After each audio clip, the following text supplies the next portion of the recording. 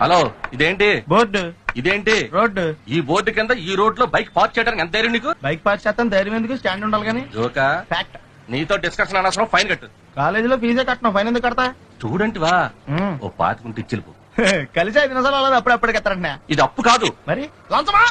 నువ్వు ఇచ్చే బోర్డు పాతికి అంత మాట ఎందుకులే. ఎంత ఇచ్చామన్నది ఇంపార్టెంట్ కాదు, ఎందుకు ఇచ్చామన్నది ఇంపార్టెంట్. రాస్తే 50, ఇస్తే పాతికి. ఎందుకు ఇవ్వాలండి? బండి నడిపితే లంచం, ఆపితే లంచం, స్టాండ్ ఎత్తే లంచం, సౌండ్ ఎత్తే లంచం. ఎన్నాళ్ళు ఈ దౌర్జన్యం, ఎన్నేళ్ళు దుర్మార్గం.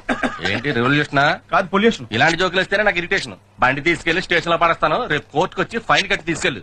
అప్పుడు తెలుస్తుంది లంచం ఎంత మంచిదో. వస్తాను సార్, ఈ కోర్టుకే కాదు హైకోర్టు కూడా వస్తాను. న్యాయం కోసం ఏ ఎండగానే వెళ్తాను, అంతేకాని లంచం మాత్రమే. ఏంటి గొడవ ఏంటి? నో పార్కింగ్ లో బైక్ ఎట్టడం లంచం అడుగుతున్నాడు రా.